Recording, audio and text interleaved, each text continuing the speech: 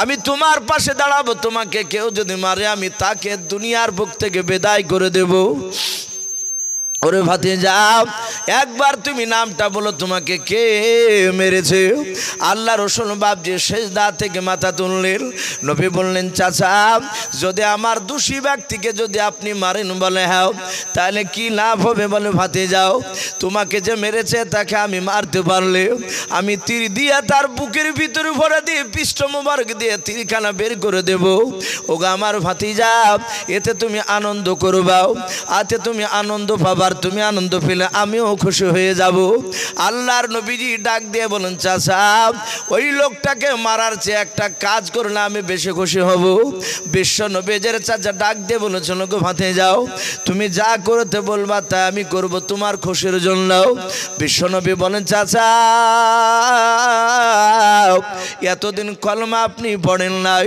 ওগো চাচা, আপনি একবার কলমা লা ইলাহা ইল্লাল্লাহু মুহাম্মাদুর রাসূলুল্লাহ সাল্লাল্লাহু তাআলা আলাইহি ওয়াসাল্লাম এই কলমা পড়ে নিয়ে সাথে আপনি মুসলমান হয়ে যান। বলুন সুবহানাল্লাহ। এই আল্লাহ রসুলের বাপ যে আপন চাচা আমির হামজা, তিনি সাথে বাপজি কলমা পড়ে নিয়েছিলেন।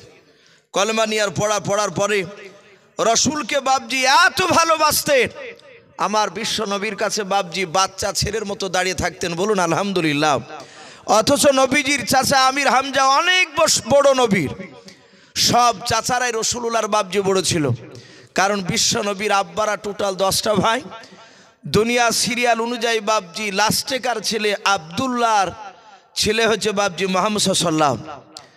তাহলে সবচেয়ে ছোট ভাইয়ের যদি ছেলে হয়, তাহলে বিশ্ব নবীর চেয়ে তার চাচারা অনেকে বয়সে বড় ছিল।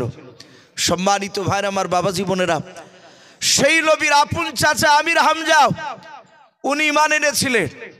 কিন্তু বাপজি এই আবুল আহাব বলে একটা বেঈমান, রসুলের বাপজি আপন চাচাও আবু সেহেল বাপজি কলমা পড়ল না, তার পাথরে যে কলমার দাওয়াত কলমা পড়েছে, এটা শোনার পরে এসে উদবা সাইবা আবু সুফিয়ান আরে আবুল আহাব আরে আবু সেহেল 5 লিডার রাত্রিতে একত্রিত হয়েছে। এই আবুল আহাব বাপজি বিশ্ব নবীর অপরতে ঈমান আনেনি এবং প্রকাশ্য বাপজি রসুলুল্লাহর বিরোধিতা করে গিয়েছে। নবীকে প্রকাশ্য বাপজি মারত।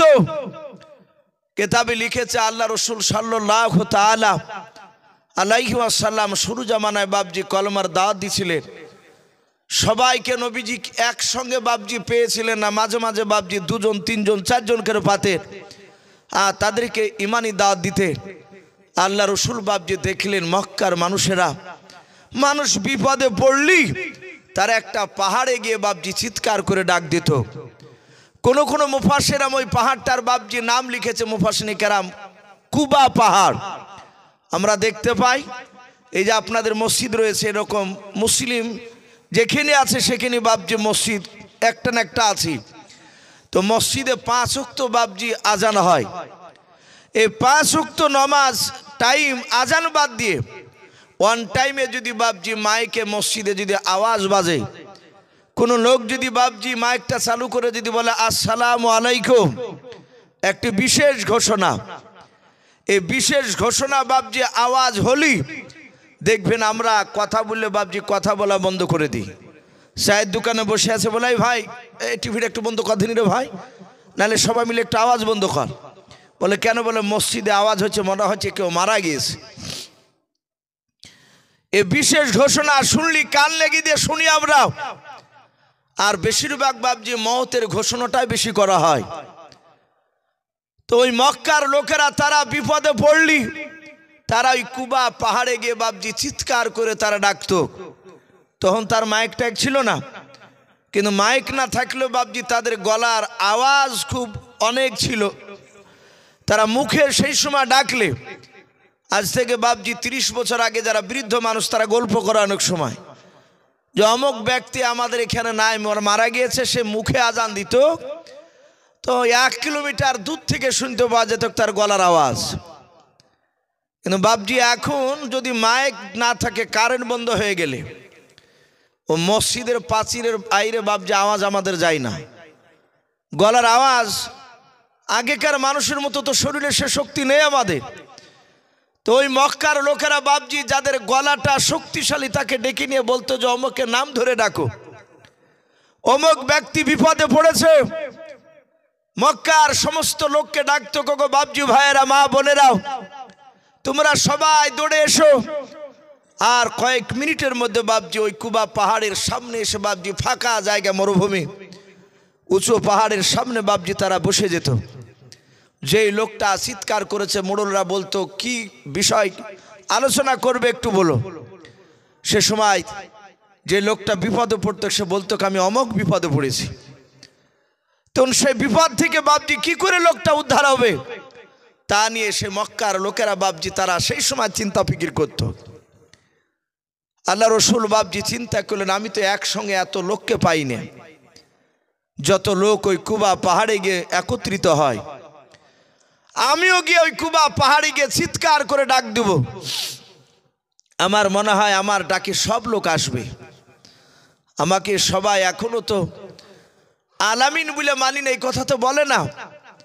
আমার উপর যারা ঈমান এনেছে তারা তো মানি, আর যারা এখনো রাসূলুল্লাহর ব্যাপারে বুঝেনি তারা আমাকে আলামিন বলে হয়তো চিনবে, জানবে। আমি ডাক দিব, দেখি সবাই আসবে। আমার বিশ্ব নবী এরকম আশা নিয়ে বাবা পাহাড়ে চূড়ায় দাঁড়িয়ে গেলেন। নবী আমার ওই পাহাড় থেকে বাপজি চিৎকার করে আপনার ডাক দিতে শুরু করে দিলেন। ও মক্কার বাপজি ভাইরাও, ও গো মা বোনেরাও, তোমরা সকলেই দৌড়ে এসো, আমি একটা কথা বলবো তোমাদের সামনে। সবাই বলাবলি করতে লাগলো, আব্দুল্লাহর সন্তান ডাক দিয়েছে ভাবে পাহাড়ে কোনোদিন এর আগে ডাক দেয় না, চলো আমরা যাই। সবাই ছোট বড় বাপ যে সকল মিলে জমা হয়ে বাবাও ওই পাহাড়ের সামনে বাপ যে তারা বসে পড়লো দলবদ্ধ ভাবে। আল্লাহর নবীজি বললেন, গো চাচা ভাইয়েরা বাপজিরাও, আপনারা এখানে দাঁড়িয়ে আছেন? বলে হ্যাঁ। সামনে সবাই মিলে বসে যান। সবাই মিলে তারা বসে গেল। আমার বিশ্ব নবী দরদি নবী জনাবে মুহাম্মদ রাসূলুল্লাহ সাল্লাল্লাহু তাআলা আলাইহি ওয়াসাল্লাম প্রথমেই বাপ যে কলমার দাওয়াত দিলেন নাও, উনি বাপ যে একটু হিকমতের সহিত কথা বলতে লাগলেন। ডাকে দিয়ে বলেন, ওগো মক্কার লোকেরা, আমি তোমাদের সামনে পাহাড়ে চূড়ায় দাঁড়িয়ে আছি। বলে হ্যাঁ। তোমরা নিচে আছো, আমি ওপরে আছি। বলে হ্যাঁ। আল্লাহ রসুল ডাক দিয়ে বলেছিল, গো বাবা, আমি তোমাদের তো সামনে দিক দেখতে পাচ্ছি, পেছন দিক দেখতে পাচ্ছি, ডান দিক দেখতে পাচ্ছি, বাম দিক দেখতে পাচ্ছি। বলে হ্যাঁ। শুনে না, আমি যদি তোমাদের সামনে বলি একদল দুষ্কৃতী মানুষ, তারা হাতিয়ার নিয়ে পেছন দিকে পাহাড়ে চূড়ায় তারা পেছনে লুকিয়ে আছে তোমাদেরকে আক্রমণ করার জন্য। বলো এই কথা আমি মুহাম্মদ সাল্লাল্লাহু আলাইহি ওয়াসাল্লাম যদি বলি, বলো তোমরা বিশ্বাস করবে কেনাও? মক্কার সবাই চিৎকার করে বলেছিল, ভাতে যাও। আল্লাহর নবীজিকে নাম ধরে বলেছিল, গো মুহাম্মদ সাল্লাল্লাহু আলাইহি ওয়াসাল্লাম, তোমাকে আমরা সত্যবাদী বলে তোমাকে আমরা অনেকে মেনে নিয়েছি, ছোট থেকে আলামিন বলে তোমাকে ডাক দাও।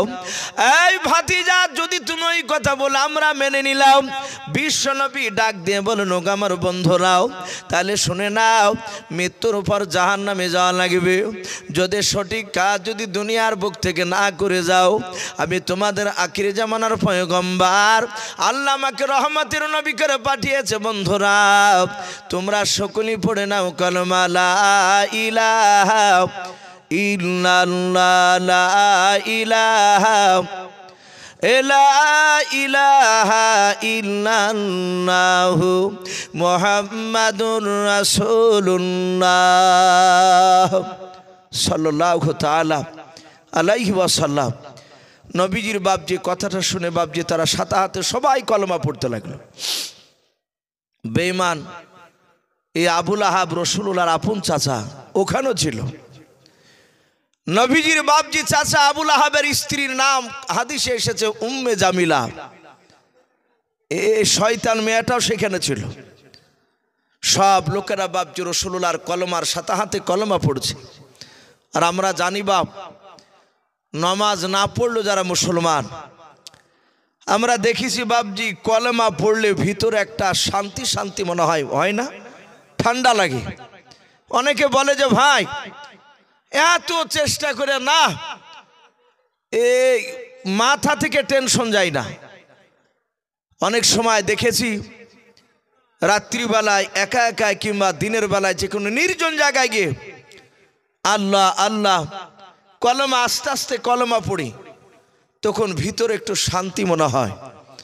কলমা এমন একটা মধুর জিনিস বাপ, সব বেঈমানেরা বাপজি ওই সময় মক্কার সবাই বাপজি পড়তে লাগলো।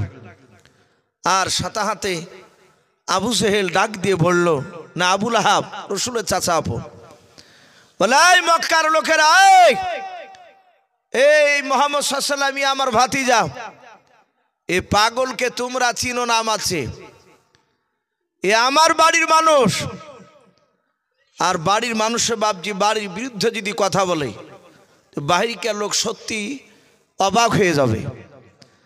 কিন্তু যাদের বাপজি একটু জ্ঞান থাকবে জানা রাসূলুল্লাহর আপন চাচা, তার বিরুদ্ধে যদি তার চাচা কথা বলে, আপনার আমার চাচা বিরুদ্ধে কথা বলবে না, এটা কোনো মানে হয়? কথা বলে এ বলা স্বাভাবিক, কারণ আমাদের চরিত্র তো রাসূলুল্লাহর মতো হতে পারেনি।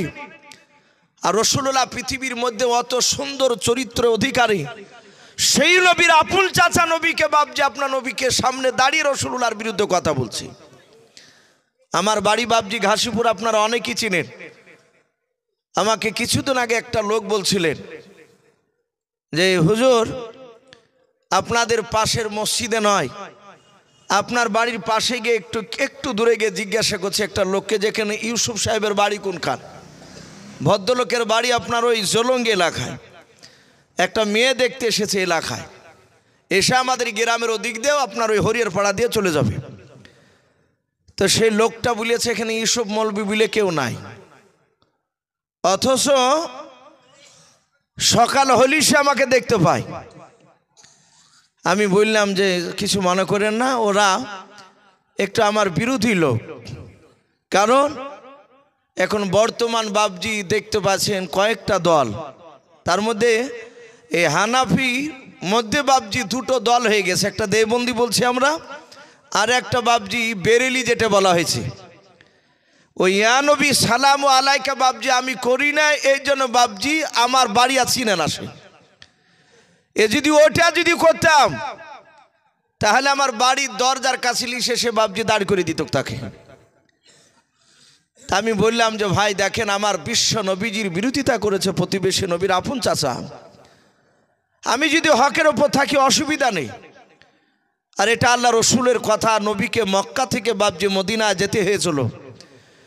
আল্লাহ রাব্বুল আলামিন ইচ্ছা করলে মক্কাতে রাসূলুল্লাহকে রাখতে পারতেন না? কথা বলে যারা রসুলকে মারতে গিয়েছিল তাদেরকে সবাইকে নবী আল্লাহ রাব্বুল আলামিন সবাইকে ইশারা দিয়ে মারিয়ে ফেলতে পারতেন, কিন্তু মারেনি। এটা বোঝাতে চেয়েছে আমার বান্দারা রাসূলুল্লাহর ইন্তেকাল করার পরে হক কথা বলতে গিয়ে হয়তো তার প্রতিবেশী তাকে না মেনে নিতে পারে, প্রয়োজন হলে তাকে দেশ ছেড়ে চলে যেতে হবে। এতে দুঃখ করে লাভ নাই, জানতে হবে এটা রাসূলুল্লাহর বাপজি সুন্নাত, আমার বিশ্ব নয়। হ্যাঁ, কিন্তু দেশ ছেড়ে যেতে কষ্ট হবে। আবু বকর সিদ্দিক রাদিয়াল্লাহু তাআলা আনহু বলেন, নবীর সাথে যখন মক্কা থেকে মদিনা যাচ্ছিলাম, নবী 10 ধাপ 12 ধাপ করে সামনে ফেলছেন আর পেছন থেকে এভাবে ঘুরে ঘুরে তাকাচ্ছে। আবু বকর বলছেন, ওগো রাসূল আপনার বুঝি মক্কা থেকে যেতে কষ্ট হচ্ছে? নবী বলেন, আবু বকর এটা আমার জন্মস্থান, আমি ছোট থেকে খেলাধুলা করে মক্কার মাটিতে মানুষ হয়েছি, আর মক্কা লোকেরা আমাকে চিনতে পারলো না, আমাকে তারা থাকতে দিল না। কষ্ট হচ্ছে, কষ্ট হবে, এটা স্বাভাবিক। আমার বিশ্বনবীর বাপজি বিরোধিতা তার ঘরের লোক আবু লাহাব বাপজি ডাক দিয়ে বলে, এই মক্কার লোকেরা আমাদের মূল্যবান সময়টাকে সে নষ্ট করে দিয়েছে। এই কলেমা পড়ো না, এই ভণ্ডা এই নতুন ধর্ম চালু করার চেষ্টা করছে। আমরা বাপ দাদা ধর্ম আগ থেকে মানে আসছি, ওটাই মানবো, ওটা ছাড়বো না। আমাদের বাপ দাদা ধর্ম যদি খারাপ হয় সেটাই মানবো, কিন্তু মুহাম্মদ সাল্লাল্লাহু আলাইহি ওয়াসাল্লামের ধর্মকে মানবো না। সবাই মিলে যারা কলেমা পড়ছো তারা কলেমা বাপজি বন্ধ করে দিল। আবু লাহাব বলল, বলো যে কলেমা ছেড়ে দিলাম, নবীকে মানি নে। সবাই তারা চিৎকার করে বলল আমরা কেউ আর নবীকে মানি না। বেঈমান আবু লাহাবের স্ত্রী উম্মে জামিলাও আর একটু সামনে দিকে বাপ যে সে মেয়েদের সামনে বসা ছিল। ওই সময় উম্মে জামিলা দাঁড়িয়ে ডাক দিয়ে বলেছিল, মক্কার লোকেরা, ওই মুহাম্মদ সাল্লাল্লাহু আলাইহি ওয়াসাল্লামকে যারা মারতে পারবাও, ওকে মারিয়া যদি ফাটিয়ে দিতে পারো তাহলে শুনে নাও, আমার গলা যে সোনার মালা দেখতে পাচ্ছ, বলে হ্যাঁ, এই মালা বিক্রি করে যারা মারবে তাদেরকে আমি উপহার স্বরূপ টাকা দেব। আল্লাহ রাসূল পাহাড়ের চূড়ায় দাঁড়িয়ে নবীজি কান্না শুরু করে দিলেন। আল্লাহকে ডেকে বলেন, আল্লাহ, হাজার হাজার লোক তারা সবাই মিলে কলমা পড়েছিল, আমার চাচা আবু লাহাব বাবার রাস্তা থেকে তাদেরকে সরে নিয়ে চলে গেল গুমরা রাস্তার দিকে। ওগো আল্লাহ, এদের কার মুসলমান বানাতে পারলাম না। নবীজি জানতেন হেদায়েতের মালিক বাপ যে আমার আল্লাহ। হযরত জিবরিল আলাইহিস সালাম এসে আল্লাহর নবীকে বলেন, আসসালামু আলাইকা ইয়া রাসূলুল্লাহ, ইয়া হাবিবাল্লাহ। নবী আপনি কাঁদবেন না, যেই বেঈমান আবু লাহাব আপনার রাস্তা থেকে ওই লোকদেরকে ফিরে নিয়েছে, বলে হ্যাঁ। ওগো নবীজি, আবু লাহাবের 2 হাত ধন সম্পদ আল্লাহ ধ্বংস করে দিয়েছেন। ওইখানে বাপ যে সূরা লাহাব, বাপ যে আপনার যে সূরাটা রয়েছে, তাব্বাত ইয়াদা আবি লাহাবিন ওয়া তাব, আবু লাহাবের 2 হাত ভেঙে দিলাম বলে বাপ যে সূরাটা বাপ যে নাজিল হতে লাগলো। আল্লাহ রাসূলকে বলেন, ওগো নবী চিন্তা করবেন না, কাঁদবেন না। যেই সব লোক কলমা পড়ার পর কলমা থেকে আবার বেঈমান আবু লাহাবের দলের দিকে চলে গেল, ওই সব লোকেরা কিয়ামতের ময়দানে জাহান্নামের আগুনের লাকড়ি হবে। ওগো আল্লাহর নবীজি, সেই লাকড়িতে আপনার আপন চাচা আবু লাহাব ওই জাহান্নামের আগুনে জ্বলতে থাকবে। জিবরিল শেষের আয়াতটা নাজিল করে বললেন, ফি জিদিহা হাবলুম মিন মাসাদ। হে নবী, আপনি চিন্তিত হবেন না, কাঁদবেন না। আপনার চাচিমা উম্মে জামিলা যে বলেছে আমার গলার সোনার মালা বিক্রি করে আমি টাকা দিব যারা মুহাম্মদ সাল্লাল্লাহু আলাইহি ওয়াসাল্লামকে মারতে পারবে। এই নবীজি আপনি কাঁদবেন না, আপনার বিবি আপনার চাচিমা উম্মে জামিলাকে, ওই আবু লাহাবের বিবি উম্মে জামিলাকে কিয়ামতের ময়দানে কোটে কোটে যেদিন মানুষের সমাগম হবে, সেই দিন উম্মে জামিলার গলায় আগুনের বেড়ি পরে দিয়ে, আগুনের মালা পরে দিয়ে তাকে কিয়ামতের ময়দানে টেনে হেঁচড়ে নিয়ে বাড়ানো হবে। হে রাসূল, আপনি কাঁদবেন না। এই আবু লাহাব বাপজি এইভাবে হাজার হাজার লোকের সামনে একবার নয় কয়েকবার বাপজি প্রকাশ্য বিরোধিতা করেছে। শুধু তাই নয়, ওই রাত্রিবেলাতে বাপজি রাসূলুল্লাহর বিরুদ্ধে বাপজি নবীকে কি করে ধ্বংস করবে এই চক্রান্তর বাপজি জাল বিছাছিল। আবু জেহেল বলল, ভাই মুহাম্মদ সাল্লাল্লাহু আলাইহি ওয়াসাল্লাম তো বড় জাদুঘর, ওকে তো দেখলাম সে পাথরকে জাদু করেছে। হে বন্ধু উতবা সাইবারা, তাকে কি ধ্বংস করার কোনো রাস্তা আছে?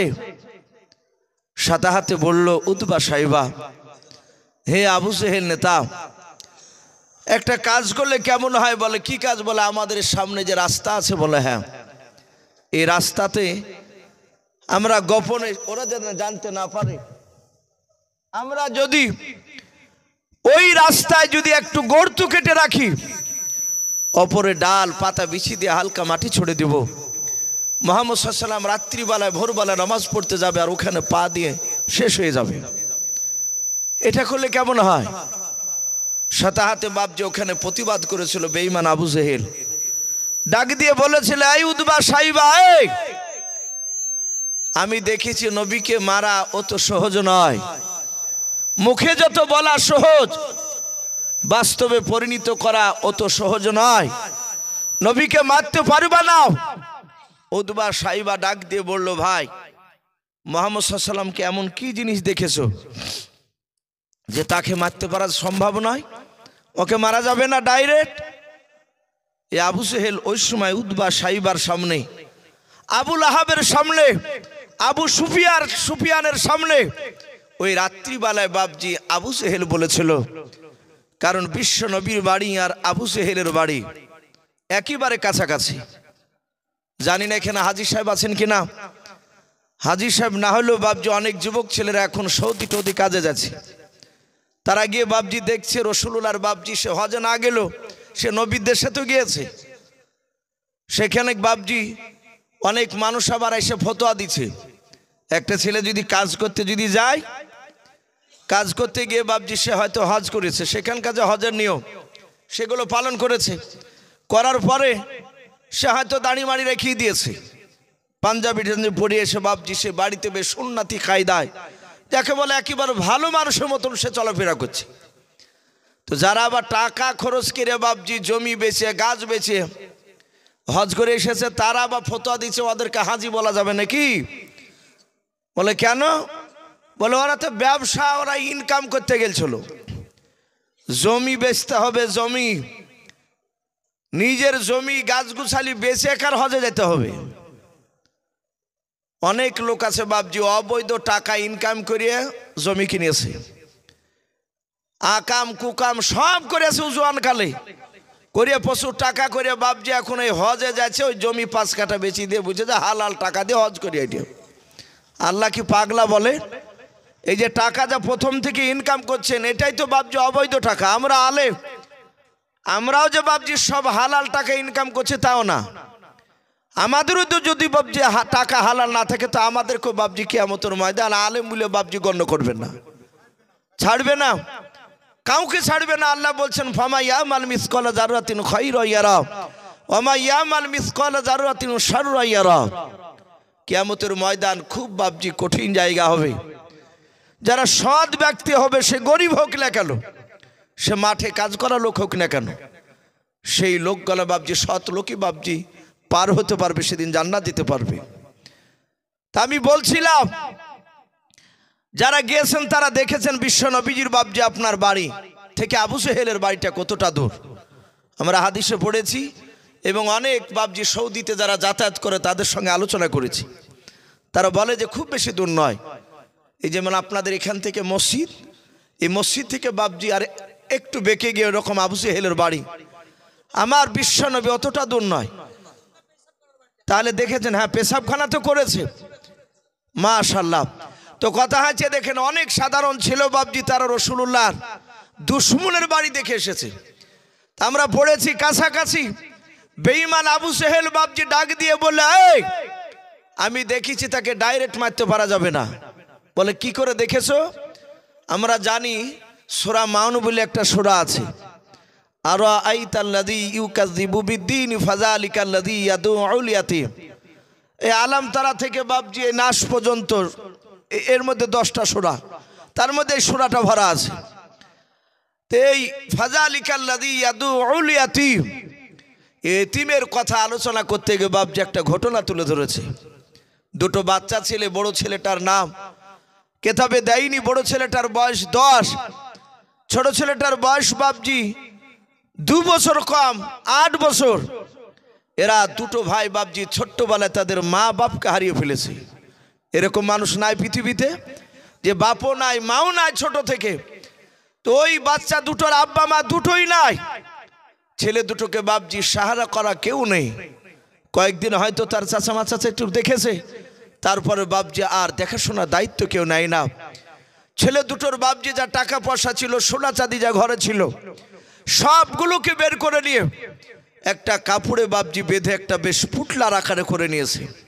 দুই ভাই টাকার পুটলাটা মাথায় করে নিয়ে রাস্তা দিয়ে বাপজি হেঁটে চলে যাচ্ছে। আবু জেহেলের লোকেরা ডাক দিয়ে বলল, ভাই দেখো যে দুইটা ছেলে চলে যাচ্ছে কোথায়। ওরা জানে যে ছেলে দুটোর আব্বা মা নাই, আর পুটলাতে দেখেছে যে টাকা ভরা আছে। বেঈমান আবু জেহেলের লোকেরা ডাক দিয়ে বলেছিল, ওগো বাবা কোথাও যাও বলে আমরা জানি না, চোখ যেই দিকে যাবে সেই দিকে আমরা দুই ভাই যাব। ওরা অজানার ভান করে বলল বাবা মনে হয় তোমাদের বাপ মা নাই বেঁচে, বলে নাও। ছেলে দুটো হাও মা করে কান্না শুরু করে দিলাও। ভাই একটা দুটো করে মানুষ উঠে যাচ্ছে, রাত্রি অনেক হয়ে যাচ্ছে, আর মিনিট 10 বসে ভাই ইনশাআল্লাহ দোয়া হয়ে যাবে। আল্লাহর নবী জনাবে মুহাম্মদ রাসূলুল্লাহ সাল্লাল্লাহু তাআলা আলাইহি ওয়াসাল্লাম নবীজের বাপজি ব্যাপারে বাপজি তারা বাপজি বাচ্চা ছেলে দুটো জানে নাও। ওই ছেলে দুটো কেঁদে কেঁদে বলেছিল চাচা আমাদের চোখ যেই দিকে যাবে সেই দিকে আমরা চলে যাব। বলে তাই নাকি? বলে বাবা হ্যাঁ। ডাক দে বলো বাবা কোথায় যাওয়া লাগবে নাও। বলে কোথায় যাব? বলে ওই দেখো সামনে বাড়িখানা দেখতে পাচ্ছ? বলে হ্যাঁ। ওই বাড়িটা আবুল হিকামের বাড়ি, আবু জেহেলের বাড়ি। এই কথাটা বলে নাই, কারণ অতিরিক্ত লোক বেঈমান আবু জেহেলের বাড়িটা বাপজি লক্ষ্য করে দেখে দিলাম। বলে বাবা ওই বাড়িতে লোকটার নাম হচ্ছে আবুল হিকাম, জ্ঞানী গুণী বুদ্ধিজীবীর বাপ। সেই লোকটাও এত ভালো মানুষ, তোমরা তার বাড়িতে যেয়ে থাকবা, খাওয়া দাওয়া পুরোবা, তার বিনিময়ে 1 টাকাও নেবে নাও। বলে চাচা এত ভালো মানুষ আছে? বলে হ্যাঁ। বাচ্চা ছেলে দুটোকে বাপজি ধরে নিয়ে গেল। টাকার পুটলাটা বাপজি আবু জেহেলের চামচারা হাতে ধরে নিয়ে যাচ্ছে। আবু জেহেলকে ইশারা করে বাপজি ডাকলো, আবু জেহেল চলে আসলো। চোখের বাপজি একটু ইশারা করলো। তারা বলতে চাইলো এই ছেলে দুটোর টাকার পুটলা একটু অভিনয় কৌশল কেড়ে নিতে হবে। আবু জেহেল ইশারা করে বলে চিন্তা করো নাও। টাকার পুটলাটা হাতে করে নিয়ে বলল বাবা এতে কি আছে? বলে সোনা চাঁদির টাকা আছে আমাদের। বলে আর টাকা আছে? বলে না, ঘরে যার টাকা পয়সা ছিল সব বেঁধে নিয়েছে, এগুলোই আমাদের সম্পদ। এই বাবা তোমাদের কি আব্বা বেঁচে নাই, মা বেঁচে নাই? বলে নাও। ডাক দিয়ে বললো বাবা কান্না করবা না। আবু জেহেল নিজে হাতে বাচ্চা ছেলে দুটো চোখ মুছে দিলাও। ডাক দিয়ে বলেছিল বাবা আমার বাড়িতে খাওয়া দাওয়া থাকবা, আমার টাকা থেকে পোশাক কিনে দেব তোমাদেরকে। এই টাকার পোটলাটা আমাকে আমানত স্বরূপ তোমরা রাখতে দাও। এই পোটলা থেকে 1 টাকা আমি নেব না, খরচ করবো না কোনো জায়গায়। বাবারে যতদিন তোমার মন চাইবে তোমরা দুই ভাই আমার বাড়িতে থাকবা, তার বিনিময়ে তোমাদেরকে টাকা লাগবে নাও, খাওয়া খরচের টাকা লাগবে না। তাই নাকি চাচা? বলে হ্যাঁ। আমি তোমাদেরকে ইচ্ছাকৃত বের করে দেব নাও, যতদিন তোমরা স্বইচ্ছায় বাড়ি থেকে বেরিয়ে না যাবাও। ওরে বাবা যতদিন তোমরা স্বইচ্ছায় যেদিন বেরিয়ে যাবা সেদিন টাকার পোটলাটা চাইবা, আমি আমানত স্বরূপ যে রেখেছিলাম ওটা ফেরত দিয়ে দেব। বাচ্চা দুটো বললো চাচা এত ভালো মানুষ আপনি? বলে হ্যাঁ। আল্লাহর নবী জনাবে মুহাম্মদ রাসূলুল্লাহ সাল্লাল্লাহু তাআলা আলাইহি ওয়াসাল্লাম দরদি নবী বাপজি আপনার ওই বাচ্চা ছেলে দুটোর ব্যাপারে তো কোনো জানতেন না। ছেলে দুটো থাকতে লাগলো 1 দিন 2 দিন 3 দিন পার হয়ে বাবা 4 দিনকার দিন সকালবেলায় আবু জেহেল বলল তার বিবিকে বাচ্চা ছেলে দুটোকে খাবার খেতে দিয়ে দাও। বাচ্চা ছেলে দুটোকে খাবার দিয়ে দিল। বাচ্চা ছেলে দুটো বাপ যে 2টা বাসন নিয়েও তারা 2 হাত দিয়ে 2 ভাই 2-3 বার বাপ যে লোকমা মুখে দিয়েছে। আর ওই সময় বেঈমান আবু জেহেল ঘরের ভিতর থেকে বাবা তলোয়ার হাতে করে নিয়ে এসে চোখগুলো বাপ যে আপনার লাল করে বের করে ওই বাচ্চা ছেলের সামনে থেকে বাবা খাবারের বাসন দুখানা বাপজি টেনে নিয়ে নেওয়ার পর তলোয়ার দিয়ে বাপজি ভয় দেখাতে লাগলো। ডাকে দিয়ে বললো বেটা এক্ষুনি বাড়ি থেকে বেরিয়ে যাও, নাহলে তলোয়ার দিয়ে তোদের 2 ভাইকে জবাই করে দেব। ডাক দিয়ে বলেছিল চাচা কেন বের করে দেবেন? বলে আর তোদের 2 ভাইকে আমার বাড়িতে থাকতে দেব নাও। ডাকে দিয়ে বলেছিল চাচা এরকম তো কথা ছিল না। বলে ওরকম কথা ছিল না, ও সবগুলো আমি শুনতে চাই না। এই এখনই বেরিয়ে যাও। ডাক দিয়ে বাচ্চা ছেলে দুটোকে দেখে দিয়ে বলেছিল চাচা তাহলে আমাদের টাকার পোটলাটা আপনি আমাদেরকে দিয়ে দেন, আমরা আবার যেই দিকে চোখ যাবে সেই দিকে চলে যাব। আবু জেহেল বলল টাকার পোটলা পাবি না। বলে কেন চাচাও? বলে আমার বাড়িতে যে কদিন ধরে খাবার খেয়েছিস তার বিনিময়ে টাকার পোটলা ভরে গিয়েছে, আমি তোদেরকে টাকার পোটলা ফেরত দেব না। আল্লাহ আল্লাহ রসুলের বাপজি আপনার সামনে নয়, বেঈমান আবু জেহেল ওই বাচ্চা ছেলে দুটোকে বাপজি গলায় ধাক্কা দিয়ে বাড়ি থেকে বের করে দিল। বাচ্চা ছেলে দুটো বাপজি ভয়ে আর দ্বিতীয়বার বাপজি কথা বলতে পারলো না, কারণ আবু জেহেলের বাপজি চোখের তাকানো ভালো ছিল না, তার এমন বাপজি মেজাজ হাই হয়ে গিয়েছিল। বিশ্ব নবীজির বাপজি আপনার নয় দুশমন বেঈমান ওই বাচ্চা ছেলে দুটোকে বাপজি হয়তো জবাই করে দিবার কথা বলতে গেলে, তাই বাচ্চা ছেলে দুটো বাপজি ভয় আর কথা বলল না, তারা কাঁদতে কাঁদতে চলে যাচ্ছে। আর বারবার পেছন দিকে আবু জেহেলের বাড়ির দিকে ঘুরে ঘুরে তাকে থেকে দেখছে টাকার পুটলাটা কেড়ে নিয়েছে আবু জেহেল। ওই বাচ্চা ছেলে দুটোকে বাপজি রাস্তার মাঝখানে ওই আবু জেহেলের বাপজি লোকেরা যারাই তার বাড়িতে নিয়ে যেয়ে দিয়েছিল, তারা আবার অভিনয় করে বাপজি এসে বলেছিল, বাবা কেন কান্না করতে করতে চলে যাচ্ছে আবু জেহেলের বাড়ি থেকে? বলাও ডাকে দিয়ে বলেছিল, চাচা আবু জেহেল লোকটা বড্ড ভালো লোক নাই, খারাপ লোক। বলে কেন রে বাবা? বলে আমাদের সঙ্গে বেঈমানি করেছে, কথার ওয়াদা খেলাপ করেছে, আমাদের টাকার পুটলা কেড়ে নিয়ে দেয় নাই। ও চাচা একটু দয়া করে টাকার পুটলাটা তার বাড়ি থেকে কেড়ে নিয়ে সব চেয়ে নিয়ে এসে দিয়ে দাও। ওই বাচ্চা ছেলে দুটোর কথা শুনে আবু জেহেলের লোকেরা তারা মনে মনে ভাবলো উপযুক্ত বিচার করেছে আবু জেহেল, এবার আবু জেহেলের কাছে এরা চলে যাবে, তারপর আমরা আবু জেহেলের বাড়িতে গিয়ে টাকার পুটলা থেকে ভাগ চাইবো, যেহেতু আমরা তার দলের লোক। বাচ্চা ছেলে দুটোকে বললো, বাবা রে মক্কা নগরীর কোন মানুষ আবু জেহেলের কাছে যেতে পারবে না টাকার পোটলা বলে। বলে চাচা তাহলে কি টাকার পোটলা আর পাবো না? বলে নাও, কিন্তু বাবা রে টাকার পোটলায় একটা মানুষ বিচার করে দিতে পারে। বলে কে গো? তাদের ধারণা ছিল বেঈমান আবু জেহেলদের লোকেদের, তাদের মনের তামান্না ছিল যে আল্লাহ রসুলের কাছে গিয়ে টাকার পোটলার কথা বললে নবী রসুলরা আল্লাহকে ছাড়া পৃথিবীর কাউকে দেখে ডরাই না, ভয় পাই না। বলুন সুবহানাল্লাহ। ভাই সঙ্গে সঙ্গে ডাক দিয়ে বলেছিল, গো বাবা ওই দেখো বাড়িখানা দেখতে পাচ্ছ? বলে হ্যাঁ। মুহাম্মদ সাল্লাল্লাহু আলাইহি ওয়াসাল্লাম তার নাও, সে নবী দাবি করেছে, যাও ওই লোকটার কাছে গিয়ে দাবি করলে তোমাদের টাকার পুটলা বিচার করে দেবে। ওই আবু জেহেলের কাছে যেতে পারবে ওই লোকটা, তাছাড়া কেউ যেতে পারবে না। ওই বাচ্চা ছেলে দুটো বাপজি চলে গেল। আবু জেহেলদের বাপজি লোকের বাপজি এটা ধারণা ছিল নবী যখন যাবে আবু জেহেলের বাড়িতে টাকার পোটলা নিয়েও, যখন টাকার পোটলা চাইবে আর ওই সময় বেঈমান আবু জেহেল গলার ঘরের দরজা বন্ধ করে দিয়াও মুহাম্মদ সাল্লাল্লাহু আলাইহি ওয়াসাল্লামকে মারবে। আর আমরা মুহাম্মদ সাল্লাল্লাহু আলাইহি ওয়াসাল্লামের কান্নার চিৎকার আওয়াজ শুনে আমরা ঘরের বাইরে থেকে দূর থেকে আমরা হাত তালি মেরে আনন্দ ভোগ করব। মুহাম্মদ সাল্লাল্লাহু আলাইহি ওয়াসাল্লাম গেলিটের ভাবে, আর আবু জেহেলের এক নম্বর চোখের কাটা হচ্ছে মুহাম্মদ সাল্লাল্লাহু আলাইহি ওয়াসাল্লাম। সব সময় আমাদেরকে যুক্তি দেয় যে মুহাম্মদ সাল্লাল্লাহু আলাইহি ওয়াসাল্লামকে মেরে আই, আজ ওর বাড়িতে যাক দেখি কিভাবে মারবে, আমরা দূর থেকে দেখব। বাচ্চা ছেলে দুটো বাবাও আল্লাহ রসুলের কাছে গিয়ে বাপজি ডাক দিলাও। বিশ্বনবী ভিতর থেকে বেরিয়ে এসে বাপজি সালাম দিলেন, আসসালামু আলাইকুম ওয়া রাহমাতুল্লাহি ওয়া বারাকাতুহু। আল্লাহর নবীজির এত আখলাক চরিত্র ছিল বাবাও, বিশ্বনবী আমার ছোট্ট ছেলেকে পর্যন্ত আগে সালাম দিতেন। বলুন সুবহানাল্লাহ। আমরা সালাম দিই না ভাই।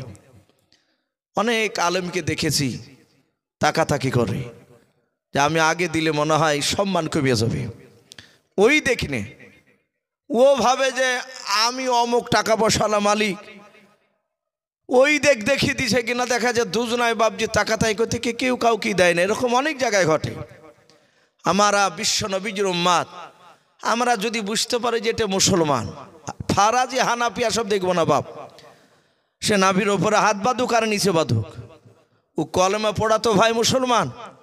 আমাদেরকে এক হওয়া দরকার বাপজি। বর্তমান আমরা মুসলমান নাম শুনলি তাকে সালাম দিব, বলুন ইনশাআল্লাহ। সাথে হাতে বাপজি ওই বাচ্চা ছেলে দুটো রসুলের সালামের উত্তর দিলেন। নবীজি বললেন, এই বাবা কাঁদছিস কেন?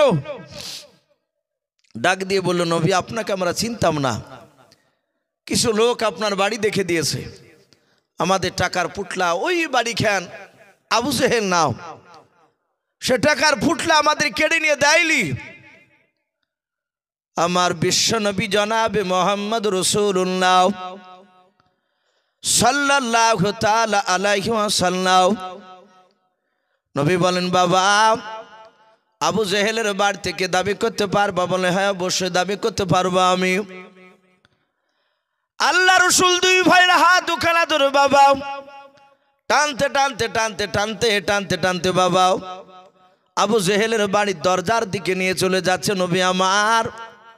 আবু জেহেলের লোকেরা রাস্তার দুই ধার থেকে বাপ যে জঙ্গলে আড়াল থেকে তারা উকে মেরে মেরে দেখছিল। মুহাম্মদ সাল্লাল্লাহু আলাইহি ওয়াসাল্লাম বাড়িতে গেলে টের পাবে আবু জেহেল কেমন ক্ষমতাশালী লোক। আমার বিশ্বনবী আবু জেহেলের বাড়ির দরজার দিকে যাচ্ছিলেন, আর আবু জেহেল বাপজি দূর থেকে বাপজি দেখলো যে বাচ্চা ছেলে দুটোর টাকার পোটলা কেড়ে নিয়েছে, আমি দিই নাই। ওই বাচ্চা ছেলে দুটোর হাত ওখানা ধরে মুহাম্মদ সাল্লাল্লাহু আলাইহি ওয়াসাল্লাম নিয়ে আসতেছে। আল্লাহর নবী জনাবে মুহাম্মদ রাসূলুল্লাহ সাল্লাল্লাহু তাআলা আলাইহি ওয়াসাল্লাম দরদি নবী আমার রাস্তা দিয়ে হেঁটে যাচ্ছিলেন। আবু জেহেলের বাড়ির দরজায় তো কোনো পৌঁছাতে পারেনি। 25 থেকে 30 হাত বাপ যে দূরে থাকতে বেঈমান। আবু জেহেল ডাক দিয়ে বলেছিল, ভাতিজা খবরদার ওখান থেকে আর সামনের দিকে তুমি এক ধাপ ফেলবা নাও। আল্লাহ রসুল বলেন, ওগো চাচা কেন যাব না? বলে, বাবা ওখানে দাঁড়াও। আল্লাহ রসুল দুই বাচ্চার হাত ওখানা ধরে নিয়ে দাঁড়িয়ে গেলেন। নবী বলেন, চাচা এই ছেলে দুটোর নাকি টাকার পোটলা আপনার বাড়িতে আছে, আপনি নাকি দেননি? বলে, নাও। অস্বীকার করলো না, স্বীকার করে নিলাও। নবী বলেন, চাচা টাকার পোটলা নিয়ে থাকলে আপনি এখনই সাথে হাতে দিয়ে দেন। সঙ্গে সঙ্গে বাবা আবু জেহেল বলল, ভাতিজা তুমি ওখানেই দাঁড়াও, আমার বাড়ির দরজার দিকে আর পা ফেলবা নাও। আমি ঘর থেকে টাকার পোটলা নিয়ে এসে দিয়ে দিয়েছি। বেঈমান আবু জেহেল ঘর থেকে তাড়াহুড়া করে বাপ যে টাকার পোটলা নিয়ে এসে বিশ্ব দরদি নবীর সামনে রেখে দিল। বলুন সুবহানাল্লাহ। নবী বলেন, বাবা দেখো টাকার পোটলা সঠিক টাকাগুলো আছে না? বেঈমান আবু জেহেল কিছু টাকা সরিয়ে রেখেছে। বাচ্চা ছিল দুটো টাকার পোটলা খুলে দেখে বলল, নবী গো একটা টাকাও নাড়ে নাইনি, সব টাকা রয়েছে। নবী আমার বাচ্চা ছেলে দুটো নিয়ে চলে গেলেন। বেঈমান আবু জেহেলের লোকেরা আড়াল থেকে দৃশ্যখানা দেখে বাপজি অবাক হয়ে গেল।